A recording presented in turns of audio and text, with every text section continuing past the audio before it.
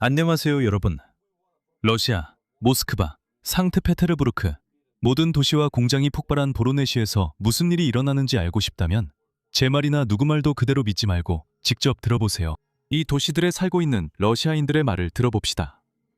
평범한 러시아 사람들, 러시아 군사 블로거들, 러시아 선전가들의 이야기를 들어봅시다. 그들이 우리에게 무엇을 말하는지 들어봅시다. 왜냐하면 그들이 모든 이야기를 들려주기 때문입니다. 우리가 해야 할 일은 그냥 듣는 것뿐입니다. 그리고 우리는 러시아의 블로거 중 오래 살지 못할 예브게니 골만의 말을 들어보는 것으로 시작합니다. 그는 저에게 프리고진을 떠올리게 합니다. 왜냐하면 그는 크렘린과 당국을 깎아내리는 똑같이 저속한 유머 스타일을 가지고 있기 때문입니다. 그래서 저는 그가 오래 못 살 거랍니다. 그가 우리와 함께 있다는 걸 소중히 합시다. 그는 우크라이나를 싫어하지만 러시아 정부가 우크라이나에서의 실패 때문에 러시아 정부 역시 매우 싫어합니다. 그래서 여기에는 약간의 공통점이 있는 것 같습니다. 그러니 그가 자기 나라를 깎아내리는 방식을 즐길 수 있겠네요. 뭐야, 만만한 사람들아. 내 인생 망했어. 이 나라에서 무슨 일이 일어나고 있는 거지? 내가 말한 보로네시의 마이크로전자 공장이 공격받아 파괴되고 있어. 주유소에는 아무것도 없어. 그리고 우리 지도자들은 계속해서 빌어먹을 축제랑 춤이나 조직하고 있어. 이즐, 옴스크 지역에는 6월 2일부터 물이 안 나오고 있어. 빌어먹을 급수차가 이미 물을 배달하고 있어. 정말 창피한 일이야. 근처 지역들도 물 때문에 완전히 엉망이야. 나라 전체의 휘발유 상황도 엉망이야. 하지만 정부랑 국가 두마에 있는 놈들, 그 빌어먹을 멍청이들, 내가 보기엔 지금까지 모인 놈들 중에 최악의 바보들인 것 같아. 나도 이런 말 할 수 있지만 하고 싶지 않아. 많은 사람들이 그러고 내 시청자 중에는 내가 욕하지 않는 걸 고마워하는 분들도 있으니까. 나는 평소에 욕하는 걸 즐기지만 여기서는 여러분을 존중해서 하지 않을 거야. 그래서 그냥 F라고만 할게. 무슨 말인지 알겠지? 하지만 그가 말하는 방식은 정말 최악 중의 최악이야. 온갖 헛소리를 쏟아내지. 자, 상황을 설명할게, 여러분. 우리는 당하고도 그냥 참고 있어. 보복? 무슨 보복?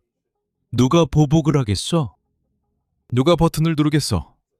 정말 한심하다. 여러분, 시장님들, 중령님들, 대령님들, 소장님들, 여러분께 말씀드리는 겁니다. 상황을 보고 계시잖아요. 여러분이 최전선에 있습니다. 여러분, 이제 저기 앉아있는 장군에게 말할 때입니다. 여기서 말하는 장군은 푸틴입니다. 이 사람은 지도자들, 권력자들, 장군들, 그리고 푸틴에게 직접 맞서고 있습니다. 그건 러시아에서 절대 하면 안 됩니다. 그렇게 하면 창문 밖으로 날아가게 될 수도 있습니다. 날개가 없으면 끝입니다. 그러니까 푸틴에게 맞서기 전에 레드불을 많이 마시세요. 이 사람은 프리고진처럼 푸틴에게 맞섭니다. 그래서 저는 그를 보는 게 좋습니다. 저는 러시아인들이 자기 정부에 화내는 걸 정말 좋아합니다. 그게 최고의 재미죠. 누가 껌을 씹으면서 서서 졸고 있나요? 바로 저겁니다. 진짜 엉망이네요. 우크라이나군이 가까이 왔습니다. 우리가 바실리브카의 다리를 폭파했어요.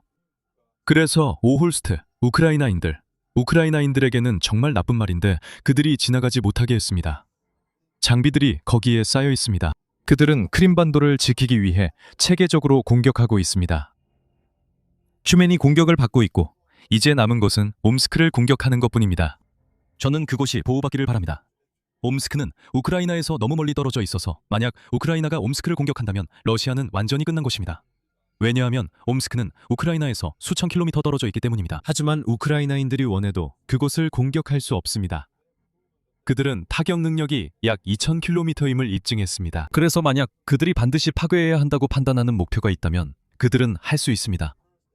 우리는 우주에서, 텔레비전에서, 인터넷에서 모든 곳에서 처음이었습니다. 하지만 모든 것은 관료 쥐새끼들에게 빼앗겼습니다. 여기서 우리는 러시아인의 심리를 볼 수 있습니다. 러시아인의 심리는 항상 피해자, 항상 희생자입니다. 결과가 어떻든, 상황이 어떻든, 현실이 어떻든, 맥락이 어떻든 러시아인은 항상 무언가의 희생자입니다. 보야르, 차르, 서방, 우크라이나인들, 우크라이나의 파시스트 정부, 뭐라고 부르든 그들은 모든 것을 빼앗긴 희생자입니다. 그것이 러시아인이라는 것입니다. 그러니까 신비로운 러시아인의 심리와 영혼을 이해하고 싶다면 먼저 어디에서든 언제든 희생자가 되는 방법을 이해해야 하고 그것을 어떻게 자신의 이익을 위해 활용하는지 알아야 합니다. 그게 바로 러시아인들, 즉 전체 국민이 하는 일입니다. 관찰해보면 정말 흥미롭죠? 난 정말 너한테 진절머리가 나. 내게 시멘트랑 섞인 코카인이 들어오길 바란다. 난 그런 모욕은 처음 들어봐. 내게 시멘트랑 섞인 코카인이 들어오길 바란다. 모두 똥에 질식해서 죽고 똥에 빠져 죽길 바란다. 그러니까 먼저 똥에 죽고 그 다음엔 똥에 빠져 죽어야 해. 그게 예부게니 콜만이 원하는 거야. 젠장. 나는 러시아의 모든 양심 있는 시민들에게 말하고 있다. 전쟁. 계급장을 다할 자격이 있는 모든 사람들. 명예와 존엄을 가진 모든 사람들. 이 나라는 완전히 엉망진창이다. 대통령에게 이 메시지를 전해라. 국방장관에게도 전해라. 여러분, 이건 정말 엉망진창이야. 여러분은 모든 걸 보고 있고 다 알고 있잖아. 우리는 파괴되고 있어. 곧 모든 게 끊기고 우리는 이 쓰레기를 삼켜야 할 거야. 왜 너희 선정가들은 침묵하고 있지? 왜 이렇게 조용한 거야? 그건 사실이야. 왜냐하면 솔로비오프가 모스크바 공격에 대해 별다른 반응을 보이지 않았거든. 그가 한 말은 우리 러시아인들이 할아버지들처럼 강해야 한다는 것뿐이야. 이건 러시아와 선정가들에게 정말 큰 파격이야. 그런데 푸틴은 아직 이에 대해 언급하지 않았어. 모스크바 공격 말이야. 무슨 말인지 알겠지? 이렇게 큰 공격은 당국이 반드시 언급해야 하는데 아무 말도 안 하고 있어. 왜 침묵하는 거지? 그리고 여기서 다 잘 되고 있다는 소리 하지 마. 이 더러운 놈들아. 난 너희가 싫어. 얘는 그냥 떼쓰는 애야. 알겠어? 알겠냐? 러시아인이라는 건 희생자이자 떼쓰는 아이가 되는 거야. 하지만 있잖아. 수년 동안 나는 서양인들에게 러시아를 두둔해왔어. 이제는 더 이상 그럴 필요가 없어. 왜냐하면 이제 러시아인들이 스스로 그렇게 하거든. 그들은 이런 영상에서 자신들이 누구인지 보여주고 있어. 그들은 자신의 사고방식, 심리, 삶의 방식, 생각하는 방식을 보여줘. 그래서 우리는 러시아인의 본성을 배우는 학생으로 여기 있는 거야. 우리 스스로 배워보자. 우리는 계속해서 여성들에 대해 이야기할 거야. 러시아 여성들 말이지. 그건 완전히 새로운 세계야. 서양 남자들은 러시아 여성을 정말 좋아해. 그게 사실이야. 하지만 러시아 여성들은 영어로 어떻게 말하지? 뭐라고 하더라? 겉은 예쁜데 속은 썩었다고 해야 하나? 이 표현을 어떻게 설명해야 할지 모르겠네. 이런 표현은 여러 언어에 많아. 하지만 그건 아주 아름다운 함정이고 너는 빠지게 될 거야. 마치 호박벌이 아름다운 꿀이 있는 식물에 들어가듯이 꿀을 찾아 들어가면 그 식물이 벌을 잡아먹는 거야. 그건 식충식물이거든. 러시아 여성은 안에 꿀 시럽이든 식충식물이야. 들어가면 끝. 넌 사라지는 거야. 네 신용카드 등 모든 걸 그들이 쥐고 있어. 어디인지 알지? 참고로 난 이런 경험 없어. 내가 이렇게 말해도 오해하지 마. 하지만 에스토니아에는 러시아 여성이 많아서 나는 그들을 알아. 그리고 우리는 가스 부족과 러시아 상황에 연결되기 시작했어. 여기 이 멋진 여성분과 함께 시작하겠습니다. 그녀에게 말씀을 넘기겠습니다. 저 탱크를 가득 채워주실래요? 보세요. 지금 러시아에서는 남자라면 데이트를 하러 나가죠. 어떤 앱을 쓰든 데이트를 하러 나가는데 이제는 꽃을 더 이상 가져가지 않아요. 러시아에서는 그게 문화입니다. 여자에게는 커다란 꽃다발을 가져가죠. 이제는 모두 부족하니까 휘발유통을 가져갑니다. 이게 새로운 구애 방법이에요. 새로운 방식이죠. 이 여자 좀 보세요. 그녀는 당신의 휘발유를 원해요. 뭐라고 말하시겠어요? 그녀는 당신의 휘발유를 원해요. 꽃도 원하지 않고 돈도 원하지 않아요. 아무것도 원하지 않아요. 그녀는 휘발유를 원해요. 그게 그녀가 이해하는 거예요. 다음 영상은 3명의 러시아 여자들이 휘발유 부족 사태가 얼마나 심각한지 보여주는 모음입니다. 모스크바에는 휘발유가 전혀 없어요.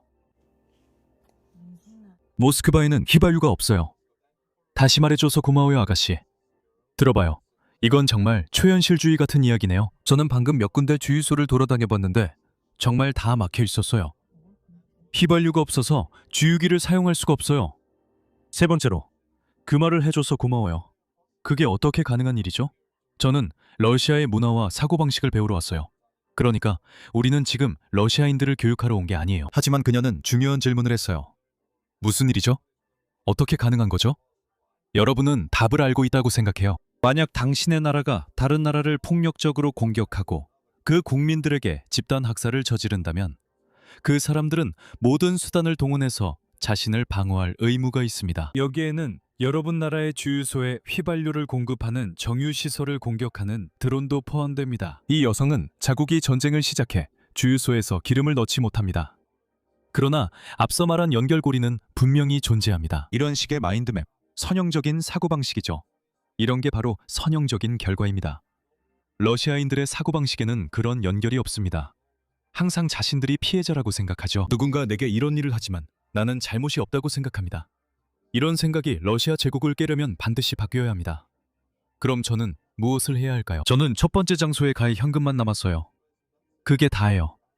여기 서 있겠습니다. 솔직히 너무 심해요. 딸기가 킬로그램당 1,000루블이에요. 그녀가 딸기에 대해 말하는데 우리 모두 딸기를 좋아하고 철이 들면 비싸다는 것도 알죠.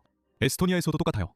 그래서 저는 사실 그걸 이해할 수 있습니다. 딸기 가격에 대해 말하자면 우크라이나의 공격 때문에 오른 게 아니라고 말하고 싶지만 사실 딸기를 재배하려면 장비가 필요하고 그 장비는 대부분 디젤을 사용하니까요.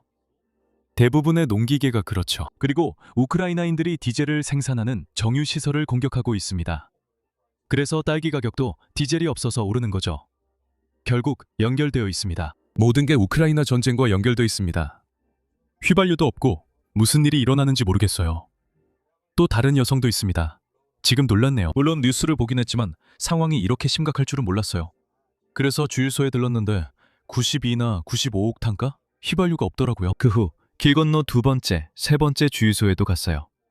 결국 집에 도착해 차를 주차했고 이제 걸어야 할 것 같아요. 질문이 하나 더 있어요. 알겠어요. 저도 그렇고 많은 사람들이 차 없이도 이 근처에서는 어떻게든 다닐 수 있을 것 같아요. 그런데 항상 차로 일하는 사람들은 어떻게 하죠? 예를 들어 택시기사나 택배기사 같은 분들은 어떻게 해야 하죠? 아주 좋은 질문이에요, 러시아 부인. 우크라이나 도시 헤르손은 러시아가 점령했다가 우크라이나가 해방했습니다. 그리고 러시아인들은 아기와 다른 방법이 없어서 민간인들을 폭격하기 시작했습니다. 저는 그걸 말 그대로 의미합니다. 그들은 FPV 드론을 헤르손으로 보내 택시 운전사, 버스, 어린이버스, 유치원을 사냥하고 있습니다. 그들은 여러 해 동안 그렇게 해왔습니다. 민간인 희생자들의 사진을 모두 받고 불행히도 그 사진들이 제 머릿속에 남아 있습니다. 부모로서 FPV 드론에 맞아 누워있는 아이들을 보는 건 정말 힘듭니다. 러시아 공격 때마다 그 여성분이 여기서 항상 그 질문을 합니다. 이제 우리는 어떻게 해야 하나요? 휘발유도 없습니다. 우크라이나 아이들은 몇 년간 헤르손에서 러시아 드론에 희생되었습니다. 이 여성분의 질문이 정말 중요합니다. 저는 누구에게도 아이의 죽음을 바라지 않습니다. 적이든 친구든 그 누구에게도 바라지 않습니다. 저는 이 여성분이 자신의 나라가 초래한 결과를 이해하기만을 바랍니다. 아마도 그녀가 지금 느끼는 이 고통은 아주 작고 작은 고통일 것입니다. 그것이 약간의 빛의 근원입니다. 글쎄요. 당연히 그렇죠. 기름을 어디서 구하나요? 기름이 떨어졌어요. 도와주세요. 이 내용이 판지에 적혀 있어요. 1929년 대공황. 이 생각나네요. 제가 날짜를 잘못 알았다면 알려주세요. 1930년대 초 멋진 차를 가진 남자 사진을 봤는데 롤스로이스인가요? 다른 차인가요? 판지에는 주식시장에서 모든 돈을 잃었습니다. 제 차를 $100에 사주세요. 그는 음식이 필요해요. 차를 팔 준비가 되어 있어요. 라고 적혀 있어요. 약간 그런 게 떠오르네요. 그 여자도 아마 차에 기름이 떨어져서 정말로 운전할 수 없었던 것 같아요. 그래서 조금만 기름이 있으면 운전할 수 있었던 거죠. 왜 그런지 모르겠지만 또 다른 러시아 여성을 데려왔어요. 러시아스러움을 이렇게 잘 표현하는 건 대부분 여성들이라서 여러분과 공유하고 싶어요. 여기 계신 이 여성분. 저는 이런 기술이 제 인생에 필요할 줄 몰랐어요. 하지만 그 시간이 결국 오고 말았어요. 아빠, 고마워요. 아빠가 이 기술을 그녀에게 가르쳐 주셨어요. 기본적으로 휘발유를 빼내는 방법을 배우고 싶으면 지금 등록할 수 있어요. 당신은 모든 것을 정확하게 이해하고 있어요. 제가 휘발유를 빼내는 방법을 가르쳐 줄게요. 드디어 나는 이걸 절대 못 배울 줄 알았어요. 괜찮아요. 그녀가 약간 횡설수설하지만 아버지가 이 기술을 가르친 이유는 소련 시절 모두가 휘발유를 훔쳐야 했기 때문이에요. 정부든 자동차든 그게 정상적이었어요. 그녀는 딸에게 필요 없을 거라 생각했던 기술을 가르쳤지만 지금 딸이 러시아에 있어 그 기술이 필요해졌어요. 이제 아버지께 감사할 수 있겠네요. 지금 휘발유 얘기 중입니다. 러시아인들이 현금이 부족하다는 건 사실 휘발유가 부족하다는 뜻이에요. 이 전쟁 이전에 러시아는 세계에서 가장 큰 원유 수출국이자 휘발유 생산국 중 하나였어요. 그리고 이제 우크라이나가 그 인프라를 파괴했어요. 러시아는 실제로 휘발유를 수입해야 해요. 그런데 원유를 수출하고 휘발유를 수입하면 어떻게 될까요? 정말 말도 안 되는 상황이죠. 한번 보세요. 러시아는 2022년에 유럽연합이 철수한 이후로 다른 나라들이 대량으로 원유를 살 수 없게 되자 인도와 중국에 원유를 엄청난 할인 가격에 팔았어요. 그래서 러시아는 돈을 좀 벌려고 하고 있어요. 하지만 거의 제로에 가까워요. 거의 아무것도 못 벌고 있죠. 그냥 펌프를 계속 돌리기 위해서 팔 수밖에 없는 상황이에요. 그래서 러시아는 인도에 정말 싼 원유를 팔았어요. 그리고 이제는 인도에서 다시 휘발유를 사오고 있죠. 인도는 엄청난 정제 능력을 가지고 있어요. 석유 정제 말이에요. 인도에는 20지 25개의 정유 시설이 있으며 세계 최대 정유 시설도 있습니다. 인도의 정제 능력은 연간 2억 5천만 톤이에요. 참고로 이 수치는 러시아를 능가하는 수준입니다. 인도인들은 러시아에서 엄청나게 저렴한 원유를 사서 정제한 다음 그걸 휘발유로 만들어 러시아에 3배 비싼 가격에 다시 팝니다. 그게 바로 치칭, 돈소리죠. 돈이 된다는 뜻이죠. 제가 지금 인도인이라면 손바닥을 비비고 있을 겁니다. 그만큼 돈이 잘 벌리니까요. 하지만 러시아 입장에서는 어떤 의미로든 끔찍한 상황입니다. 러시아가 돈이 넘쳐나는 것도 아니니까요. 즉, 러시아는 값싼 원유를 팔고 비싼 휘발유를 다시 사들이고 있습니다. 러시아인들에게 매우 어리석은 상황이죠. 다음 여성분은 지금 러시아에서 소상공인으로 산다는 게 어떤 건지 이야기합니다. 구찌 가방을 주목하세요. 구찌 가방이요. 저도 구찌 가방이 없습니다. 제 아내도 구찌 가방이 없어요. 우리는 유럽에 살고 있습니다. 원하면 살 수도 있죠. 하지만 저는 구찌 가방을 원하지 않습니다. 필요도 없고요. 제 인생엔 더 중요한 가치가 있습니다. 그런데 이 러시아 여성분, 한번 들어보시죠. 뭐라고 해야 할까요? 도착했습니다. 어제 가게에 있었는데 지난달 수익을 계산해봤더니 정말 충격을 받았어요. 참고로 작년 같은 달에는 아직 돈을 벌고 있었는데 올해는 수익을 계산해보니까 아무것도 못 벌었다는 걸 깨달았어요. 진짜 아무것도요. 0원이었어요. 운이 좋아야 0원이고 심지어 마이너스일 수도 있어요. 그리고 솔직히 이런 상황에서 어떻게 계속해야 할지 모르겠어요. 어제는 한 젊은 남자가 커피숍을 연 영상을 봤어요. 그 친구도 내가 뭐가 문제지? 라고 하더라고요. 우리는 잘하고 있지만 여전히 적자를 보고 있어요. 아가씨야, 러시아 아가씨야. 너는 구찌 가방도 있잖아. 네가 돈을 못 번다고 불평할 때 진지하게 받아들이기가 정말 힘들어. 네가 구찌 가방을 가졌다면 나를 에스토니아 촌놈이라 불러도 돼. 하지만 난 이해가 안 돼. 내가 돈 때문에 힘들었다면 구찌 가방 같은 건 없었을 거야. 있었다면 제일 먼저 팔았겠지. 그래서 안타깝게도 나는 이 러시아 여자와 그녀의 문제를 진지하게 받아들일 수 없어. 왜냐하면 그녀는 구찌 가방을 가지고 있는데 참고로 구찌는 러시아에서 제재를 받아야 해. 아마 그녀가 카자흐스탄을 통해 밀수한 것 같아. 또 다른 러시아 여성을 소개할게. 아르투르, 러시아 여자 이제 그만 볼래. 그렇게 말하지 않을 거야. 내 시청자의 95%가 남자인 거 알아. 네가 러시아 여자들에게 질린 건 아닐 거야. 그들은 성격이 까치게도 보는 재미는 있지. 내가 무슨 생각을 했는지 알아? 인스타그램 피드를 안 보면 모스크바가 폭격당하고 있는지도 몰라. 나는 도심에 살아서 아무 일도 여기까지 오지 않거든. 나는 걱정 없이 내 삶을 살고 있어. 모든 게 괜찮고 사업도 잘 돌아가는 것 같아. 나는 그냥 다 언팔로우하고 사람들과 대화도 안 하고 내 작은 세상에서 모든 게 기본적으로 괜찮다고 생각하면서 살아. 나는 걱정 없이 살아갈 수 있어. 그렇지 않으면 나는 네가 위기에 처해 있다고 생각해서 스트레스를 받고 그게 내 결정에 영향을 주고 내가 다르게 행동하게 돼. 어쩌면 시골 어딘가에 혼자 들어가서 원격으로 내 사업을 운영해야 할지도 몰라. 다시 한번 러시아인의 심리를 아주 잘 묘사한 거야. 너는 불타는 집과 그 안에서 불타는 남자를 보는데 그녀와 그는 괜찮아 라고 말해. 그게 바로 러시아인다운 거야.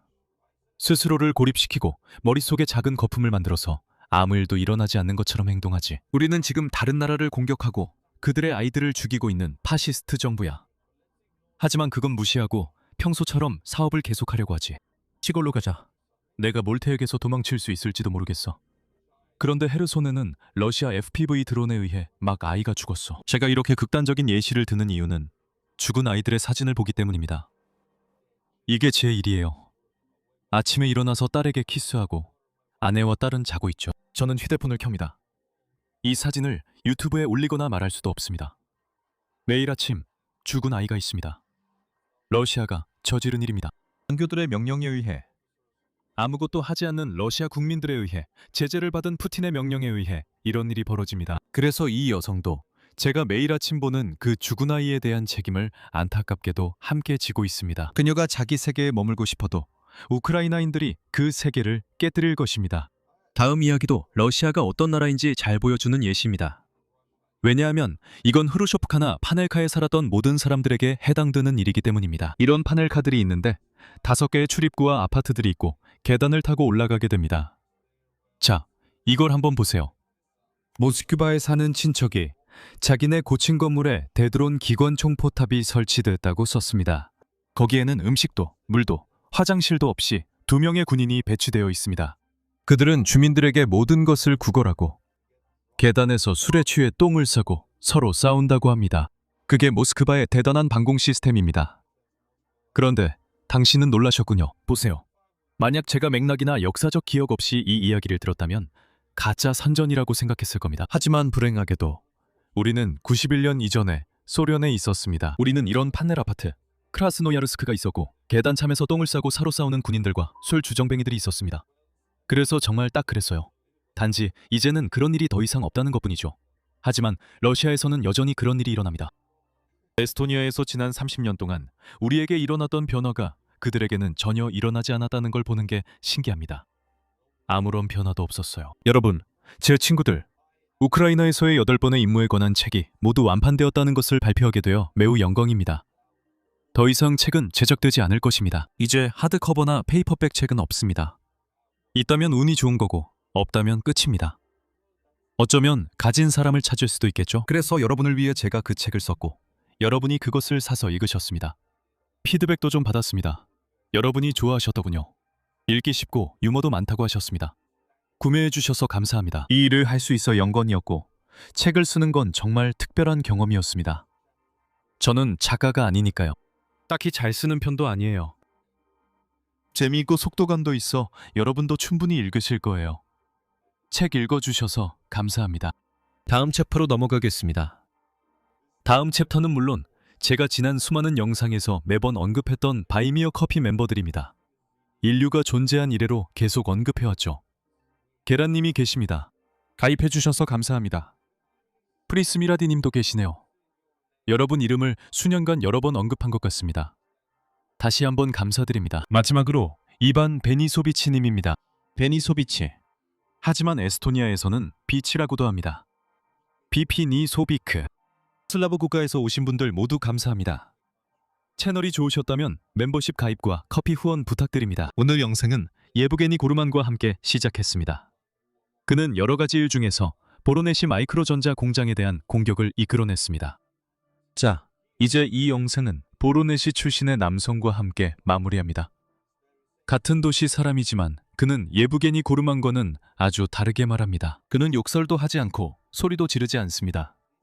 이것은 푸틴 개인과 당국에 대한 심각한 위협입니다. 이는 반란의 조짐입니다. 한번 확인해 보시죠. 2026년 6월 25일 오늘 국민의 종 대표가 왔습니다. 어제 국방부와 보안군의 고위 관계자 대표들이 저를 만나 블라디미르 블라디미로비치 푸틴에게 메시지를 전달했습니다. 그가 저에게 생방송 면담을 허락하지 않으면 저는 우리나라에서 현재 일어나고 있는 모든 진실을 밝힐 것이라고 했습니다. 바로 이 순간에도 수십만 명의 군인들이 지하 감옥에 갇혀 있습니다. 참호가 아니라 지하 감옥입니다.